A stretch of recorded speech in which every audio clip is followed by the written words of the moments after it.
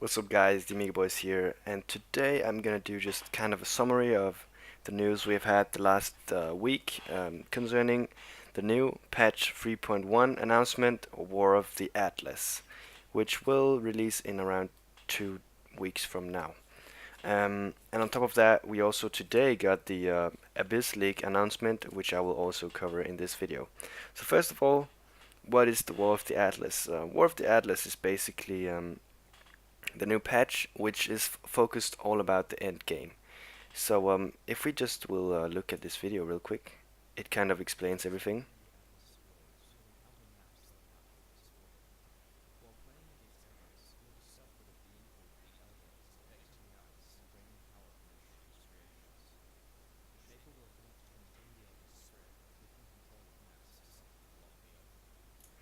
Oh, so as we see here, there is like kind of a war on the Atlas, which the patch also kind of talks about, which means that it's kind of like the suggestion we got a while ago about the Atlas weather system, because it's gonna be dynamic.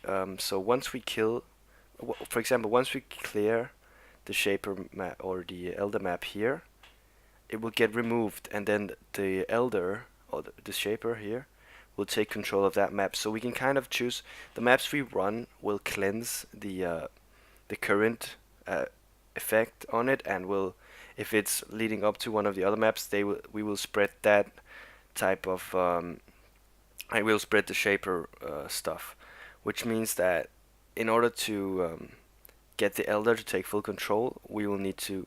So it's kind of like choosing the sides which you want to run, and there's a lot of cool loot as well based on this.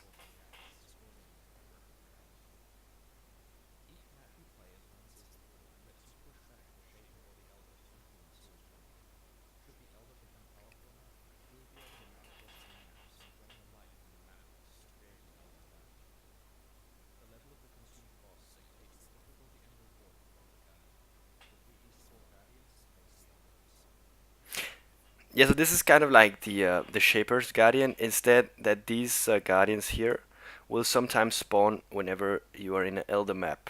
So once you kill all four of them, you will gain access to the Shaper's Realm, which is pretty interesting to see how we do that. And one thing I noticed is also, what the fuck is this purple stuff here? Is that the Guardian maps or something?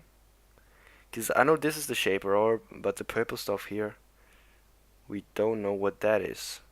And it seems to only be in the Elder Zone. So it's probably, and there's four of them, so it might be the four Guardians here. Um, but we don't know that for sure yet. And also the map layout has changed so that a lot of new maps are in different positions. Like this seems to be a gorge here in the white map. And yeah, so a lot of things has changed. Of course, the Guardian maps stay in the same positions. Um, and yeah, so let's go down here.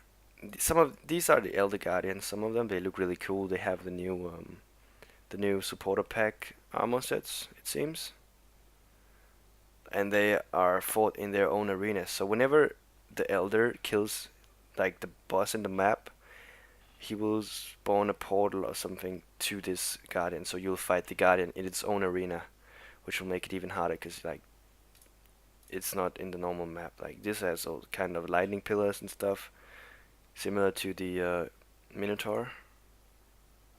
And then 32 new maps, which is pretty huge actually. There's only like there was 128 before, so there's almost like 25% more maps, which is pretty huge for just a single patch. It's not even like huge, like 3.0 was like that huge release. And this is one of the unique maps, I'm pretty sure, because there was one unique map that has it calls pillars or something, which meant that like you have to bring a movement skill in order to complete the map, because you'll have to jump from these pillars. It's really cool idea, and kind of reminds me of that Descent race where there's a zone where you have to do the same thing. It's pretty cool. Just some of the new maps like based on the Act 5 and Act 10 layouts. Pretty cool. This is Kitava's horns, by the way. I saw in one of the videos that Kitava is actually a map boss, probably in its tier 15 map. It's gonna be one hell of a fight. And then this, I don't know what this is. This is one of the new skills here. Um, and yeah, some new mobs, 3 mobs. It's no, these aren't mobs. Okay, my bad. All right. And this is one of the new scorpions. This boss will actually also be added to Act 9, by the way. And that's why it like looks so cool. Because I was like, what the fuck? They made the cool art for map bosses alone? No, it's gonna be added to the main game as well. That's why. But yeah, this is really cool because Shaper and Elder items. As you fight in maps, the Shaper and Elder control, you may find rare shaped and Elder items which can be crafted to have powerful properties that don't normally occur. So this is the Shaper ones, like with the kind of astral background, and there is the Elder ones with the tentacles. And it's really cool because these can only drop in the maps like that's affected by the Elder, and these can only drop in the maps affected by the Shaper. So that's why if you want to farm these, you kind of have to like ping pong between the maps because if you run a map with the Elder where these can drop, you'll remove the Elder from that map. So then you'll have to run like a Shaper map to remove the Shaper and let the Elder take control again. So it's going to be really hard to get to continuously farm these, which is going to be really interesting how people actually do that. And as well as that, they have unique stats like unaffected by shock ground and dodge, which you normally don't see on boots. Here we have like supported by 3 gems, which is pretty insane. It's gonna be a 6 link um, on a one-handed weapon. It's fun, cool. Area of effect as well, bleeding. Um, and yeah, on this one, +1 to gems, which is really good. But it's only skill gems though, so it's not gonna like increase the level of the empower. But it's still really good. If you corrupt it with +1 again, it's gonna be insane. Increased intelligence, really damn good.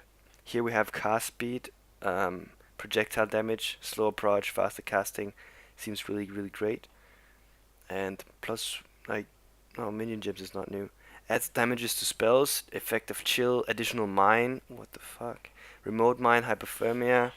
Like, there's some pretty cool stuff you can get on these, which is really nice. So, yeah, there's also 10 new gems. It seems. Oh, unannounced. Wow, okay. I'm pretty sure like probably gonna be 5 skill gems and no, 4 skill gems, 6 supports. All right, 4 skill gems on Earth. Basically, this is the one that no, yeah, I don't I don't know about these skills that much, but yeah, the cremation is this one right here, like where you create a geyser when you detonate a corpse and will shoot some fire stuff. And then we have the new uniques. This is some of the uniques I'm really excited about. So, first of all, we have the Arborix. 2 additional arrows.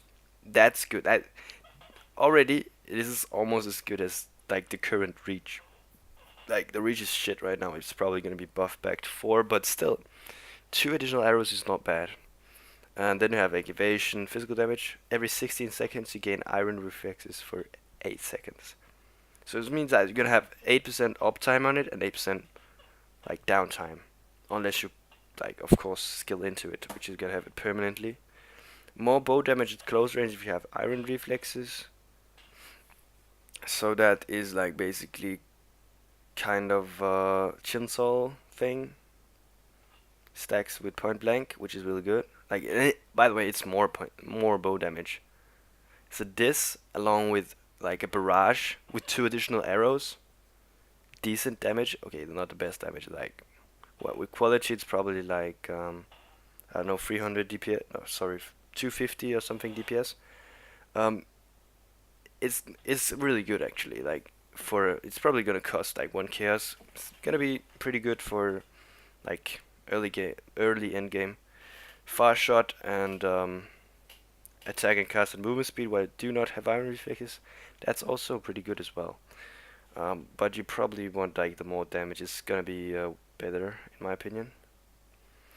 This one has a lot of cold damage and attack speed, and then it has like some stats when you offhand is empty, which means that maybe we might see some people only do like wielding one weapon and like an offhand empty. Pretty cool. 100% cold damage, that's pretty good. 20% chance to dodge, it's also really good. Like the 20% chance to dodge really works good on like evasion builds, and it already has evasion. So just the 20% here, dark ray vectors and acrobatics will make you reach the dodge cap, which is 75, which is really good, as well as it benefits greatly from the frenzy charges from the dark ray vectors, as it is flat elemental damage. Then we have this one. Enemies take 5% increased damage for each type of element you have inflicted on them. And this is, by the way, they take 5% increased damage, so this is kind of like a more multiplier. Elemental damage can shock. I mean, like, for example, if you look at this on my Wind Ripper build, that's almost always a 15% more damage, because the fact that they changed how the shock and the chill and the ignite works. Now they will always have a fixed duration, but just like on a less effect. So the shock will be much weaker, but they'll always be shocked for 3 seconds. So it's gonna be almost permanently up, which is 15% more damage, which is pretty good in my opinion. At least if it's gonna be cheap, it's gonna be really good. And tri-res as well in attributes, not bad. This one is really interesting. It's basically gonna be a 5 link in a ring slot. Probably mainly gonna be used by summoners who are already starving on the gems, but you can consume, like, this one already has consumed one, so an empty one is 4 support gems once the gems reach maximum life, which means that the circuit in here is gonna have up to 4 support gems, and that's really interesting for a ring slot. But I mean, you lose the stats and it's only a 5 link, so I don't know how great it's gonna be, but it might be good for some builds that really need the sockets and don't really use a ring slot that good anyways. And this one is basically just gain charges when you're stationary, lose all charges when you move. So like face tanking build, I don't really see the point in this one. Unless you kind of have like a skill where you teleport, like a lightning warp or something, flicker strike. Like flicker strike, does that count as moving? Because if not, then this might be good for flicker strike. And then there's a new map, we don't know anything about that. So yeah, the new supporter packs as well, you can go and buy that. They're pretty underwhelming, like the greater ones, like the cheaper ones, they really look really good, but like the big one is the ugliest one and it's the most expensive, so that's weird in my opinion. Then we have the Abyss Challenge League, which I'm gonna cover now. So let's go and see if we can find the Abyss Challenge League. Also, let's just look at the trailer here real quick. We forgot to look at the trailer, fuck.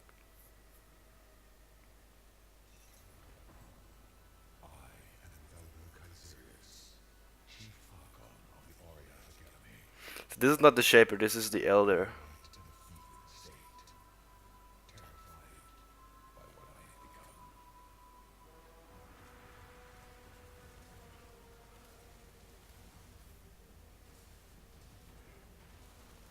Here you can see some of the new skills in action.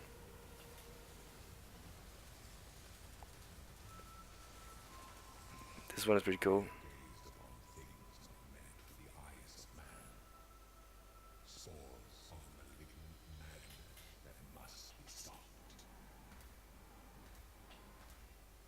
Yeah, that was pretty cool. By the way, look at like how the cloth works here. Like when you move, it looks really cool. And this one might be a new unique map or something. Like I haven't seen this anywhere in the game, in my opinion. Like the cross and things here.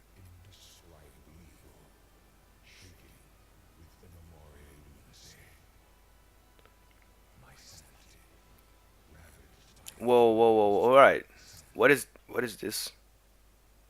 Like look how the arrows move here. Like they cross each other.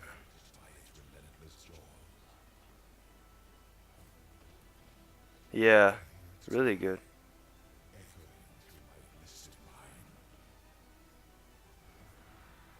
Yeah, see, this is the Kitava boss. By the way, oh, that is that the character running around down here?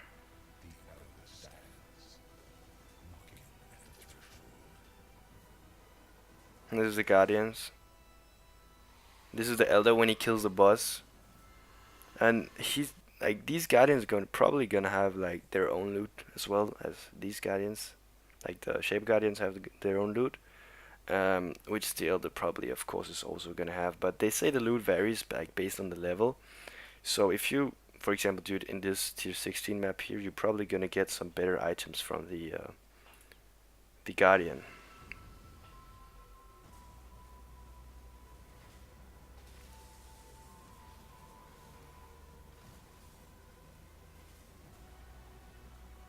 Yeah, this is the Abyss League here.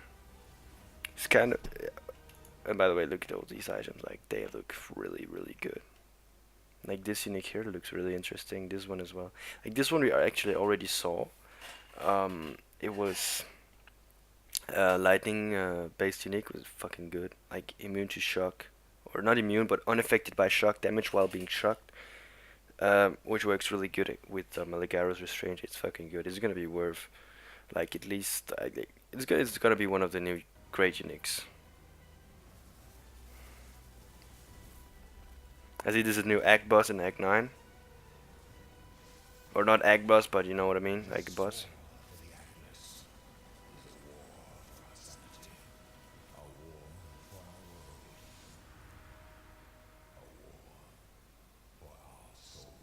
Wait, what the fuck? Wait, alright, so the Elder is here, right? Can he kill the Shaper?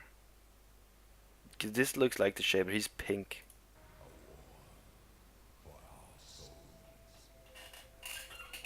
That's interesting. Alright, so go back here. Go to the news and go to Abyss Challenge League. Alright, so this is the Abyss Challenge League here. Like, it's basically kind of like a breach in that sense that it's just a linear breach where like the crack will open and you have to follow it, like kill the monsters. And if you kill them fast enough, like the crack is gonna continue.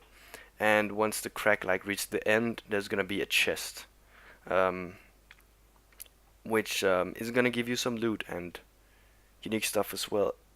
And some some pits may actually give access to like some abyssal depths, which means you can go into them. Probably like a Torah den kind of thing, like where it's actually sown, where there's gonna be like valuable rewards and culminate in an exciting boss encounter.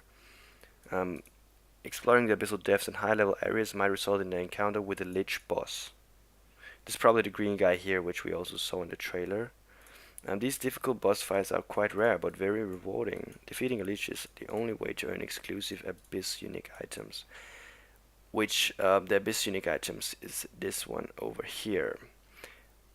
We don't know what Deathwalk does right now, and it has increased maximum life and 10% increased damage for each type of Abyss jewel affecting you. There seems to be 4, so that's already 40% increased damage. And they can roll, like, we have,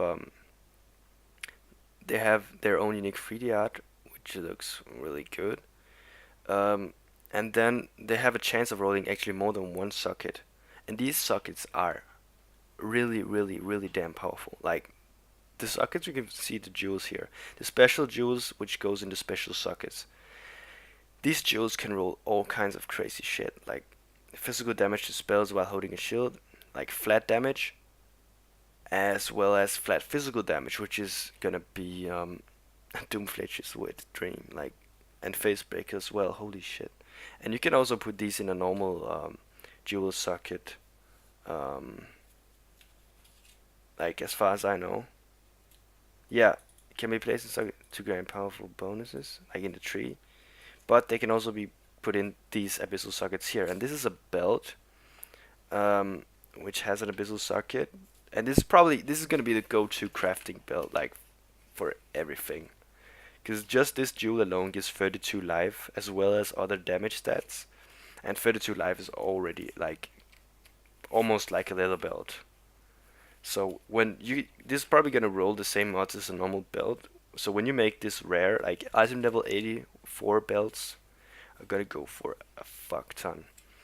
And yeah, this is the chest right here. It's gonna be popping up at the end. They can drop these jewels and maybe the base item, but the uniques can only drop from the Lich boss. Then we're gonna see here like the challenge rewards.